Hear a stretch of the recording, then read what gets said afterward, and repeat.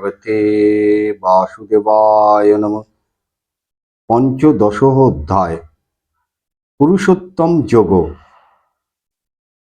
শ্রী ভগবান বললেন, পণ্ডিতগণ এই সংসারকে অশ্বত্থ বৃক্ষ বলে অভিহিত করেছেন। ইহার মূল ঊর্ধ্বে, শাখা নিম্ন দিকে, ক্ষণস্থায়ী। অসত্য হলেও ইহার অবস্থান অনাদি ও নিত্য। কর্ম জ্ঞানাত্মক বেদ মন্ত্রগুলি ইহার পত্র। যিনি এই সংসার বৃক্ষের স্বরূপ জানেন তিনি বেদজ্ঞ। সেই বৃক্ষের শাখাসমূহ গুণত্রয় দ্বারা বর্ধিত ও বিষয়রূপ পল্লব পত্রপল্লব বিশিষ্ট।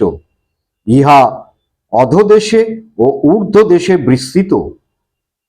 মনুষ্যলোকে ইহার ধর্মাধর্মজনক কর্মের মূলসমূহ নিম্ন দিকে বিস্তৃত হয়ে আছে।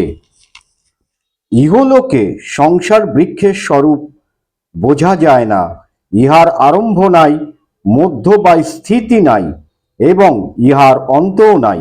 এই দৃঢ়মূল সংসার বৃক্ষকে প্রগাঢ় বৈরাগ্য রূপ শানিত অস্ত্র দ্বারা ছেদন করে, যাকে পেলে পর সংসারে আর পুনরাগমন করতে হয় না। সেই পরম পদের অন্বেষণ করতে হয় না, যা থেকে এই সংসার বৃক্ষ জন্মেছে ও বিস্তৃতি লাভ করেছে। আমি সেই আদি পুরুষের শরণ নিলাম। এইভাবে সেই পরম পদের অনুসন্ধান করতে হবে।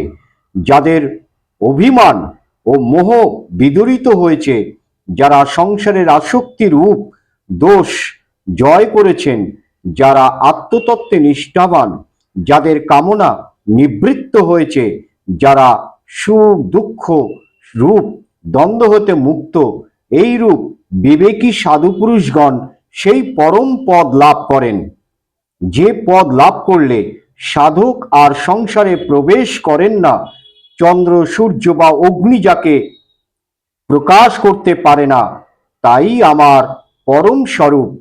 আমারই সনাতন অংশ জীবাত্মা প্রকৃতিতে অবস্থিত মন ও পঞ্চ ইন্দ্রিয়কে এই কর্মভূমি সংসারে আকর্ষণ করে। বায়ু যেরূপ পুষ্প থেকে গন্ধ বিশিষ্ট সূক্ষ্ম কণাসমূহ নিয়ে যায়, সেই রূপ জীবাত্মা যখন এক দেহ ছেড়ে অন্য দেহে প্রবেশ করে, তখন সেই সকল ইন্দ্রিয়কে সঙ্গে নিয়ে যায়।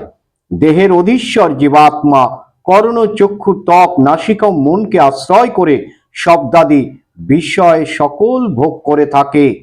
জীবাত্মা কি রূপে সত্তাদি গুণ সংযুক্ত হয়ে দেহে অবস্থিত থাকে, বিষয়সমূহ ভোগ করে, অথবা এক দেহ ছেড়ে অন্য দেহে আশ্রয় লাভ করে, তা অজ্ঞ ব্যক্তিগণ বুঝতে পারো না, কিন্তু জ্ঞানীগণ জ্ঞান নেত্রে তা দেখতে পান।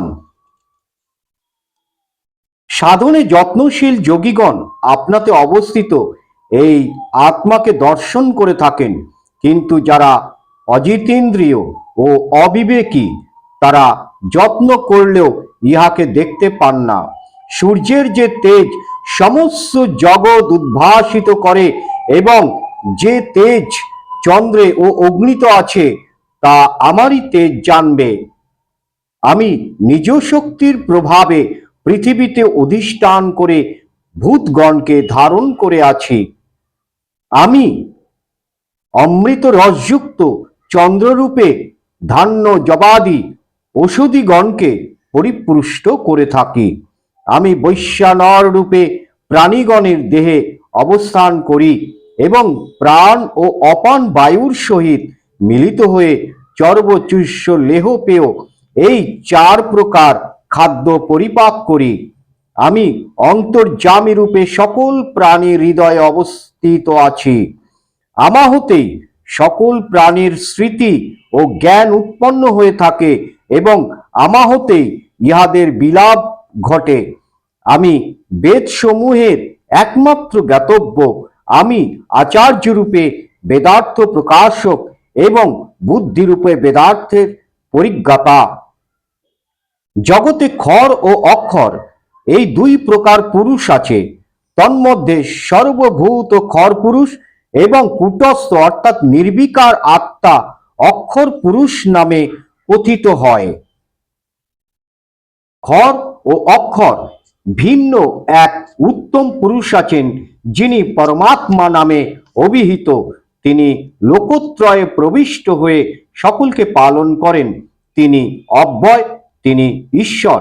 যেহেতু আমি খরের অতীত এবং অক্ষর হইতেও উত্তম, সেই জন্য আমি এই বিশ্বলোকে ও বেদে পুরুষোত্তম বলে খ্যাত। হে ভারত, যিনি মোহমুক্ত হয়ে এইভাবে আমাকে পুরুষোত্তম বলে জানতে পারেন, তিনি প্রকৃতপক্ষে সর্বজ্ঞ। তাই তিনি সর্বতোভাবে আমাকে ভজনা করেন। হে নিষ্পাপ, আমি এই অতি গুহ্য বিদ্যা তোমাকে বললাম। হে ভারত, যিনি ইহা জানেন, তিনি জ্ঞানী ও কৃতার্থ হন। ওম গঙ্গা গীতা সাবিত্রী সীতা সত্তা পতিব্রতা ব্রহ্মবলি ব্রহ্মবিদ্যা ত্রিসন্ধ্যা মুক্তি গেহিনী অর্ধমাত্রা চিদানন্দা ভবগ্নি ভ্রান্তি নাশিনী বেদত্রয়ী পরানন্দা তথার্থ জ্ঞান মঞ্জুরি। ওম ভগবতে বাসুদেবায় নমঃ।